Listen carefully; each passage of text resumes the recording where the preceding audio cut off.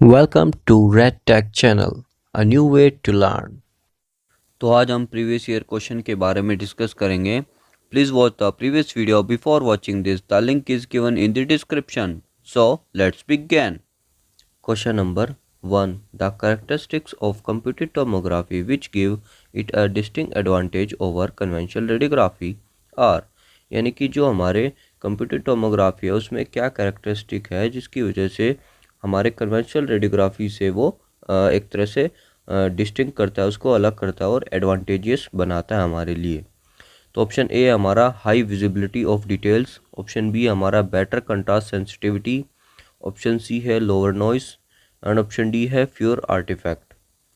तो right answer होगा हमारा ऑप्शन नंबर बी यानी कि better contrast sensitivity. Question number 2. The presence of noise in a medical image will generally, यानी कि जो हमारी मेडिकल इमेज में नॉइस होती है वो क्या होती है generally. Option A produce artifacts, option B produce blurring, option C reduce visibility of low contrast object and option D produce image distortion. तो राइट आंसर होगा जो नॉइस है हमारी वो रिड्यूस करती है visibility of low contrast agent को, यानी कि ऑप्शन सी है हमारा right answer. Question number 3. Which of the following modalities does not use a form of ionizing radiation. Option A हमारा रेडियोग्राफी, ऑप्शन बी है कंप्यूटेड टोमोग्राफी, ऑप्शन सी है sonography and option D है positron emission tomography. तो as we know that जिसमें हमारा ionising radiation use नहीं होता वो हमें बताना है. तो राइट आंसर है हमारा ऑप्शन नंबर सी यानी कि सोनोग्राफी. सोनोग्राफी में हम आयनाइजिंग रेडिएशन का यूज़ नहीं करते. Question number 4. Which of the following is not unit of energy, यानी कि इनमें से कौन सी यूनिट एनर्जी की नहीं है. ऑप्शन ए है हमारा जूल, ऑप्शन बी है हीट यूनिट, ऑप्शन सी है kilo electron volt and option D है वॉट. तो राइट आंसर होगा as we know that option number D यानी कि वॉट. वॉट बेसिकली पावर की यूनिट होती है. रेस्ट ऑफ द जो हमारे ऑप्शंस हैं वो हमारी यूनिट ऑफ एनर्जी के अंडर आती है. Question number 5. The rest mass energy of an electron is used in, यानी कि रेस्ट मास ऑफ एनर्जी जो यूज़ की जाती है वो किस में की जाती है बेसिकली. ऑप्शन ए हमारा एक्सरे प्रोडक्शन में, ऑप्शन बी है calculation of radionuclide doses, option C determining Compton scattering and option D positron emission tomography. तो राइट आंसर होगा हमारा ऑप्शन नंबर डी यानी कि positron emission tomography. Question number 6. The binding energy of a K shell electron within an atom does not depend on.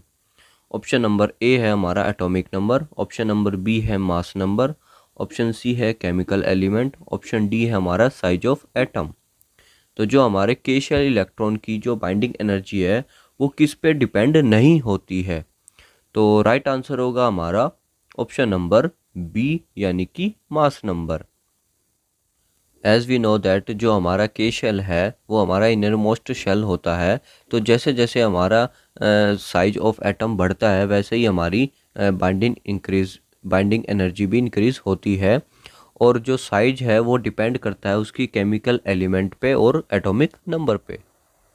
Question number 7. The energies of characteristic X radiation are determined by the, यानी कि जो हमारी energy है characteristic X radiation की वो किससे determined होती है.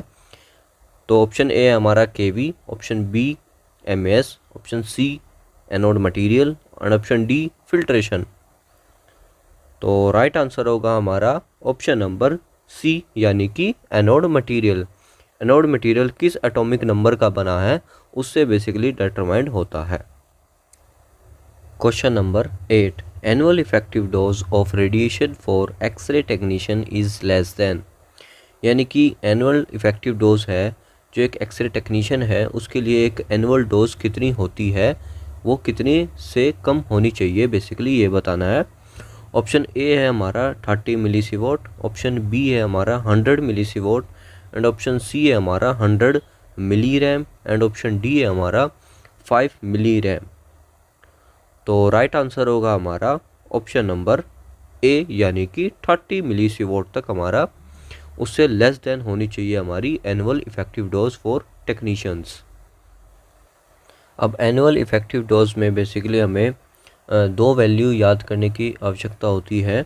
जैसे कि हमें जो 5 कंसेक्यूटिव ईयर्स होते हैं, यानी कि जो पिछले 5 साल की डोज है उसकी एवरेज हमारी 20 मिलीसीवॉट से कम होनी चाहिए।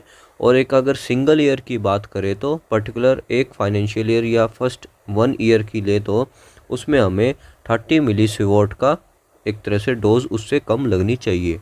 तो ये दो वैल्यू हमें याद रखनी है। जब हमें सिंगल ईयर की पूछी जाए एनुअल में तो हमें 30 मिलीसीवॉट आंसर करना है, और जब हमें on an average of 5 year पूछा जाए तो हमें 20 मिलीसीवॉट पर ईयर करना है।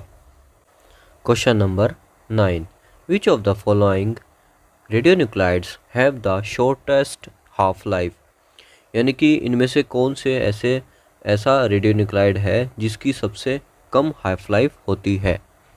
तो ऑप्शन ए की बात करें तो radioactive iodine, option B radioactive phosphor, और option C technetium 99M, and option number D radioactive cobalt.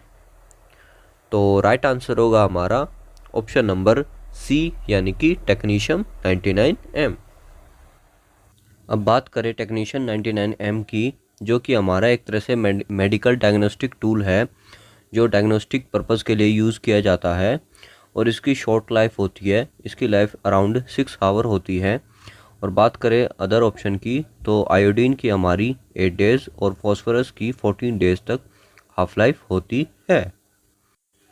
Question number 10, all of the following are life saving measure in case of contrast reaction except, यानी कि इनमें से जो सारी medicine है वो life saving के लिए इस्तेमाल होती है एक्सेप्ट एक को छोड़कर।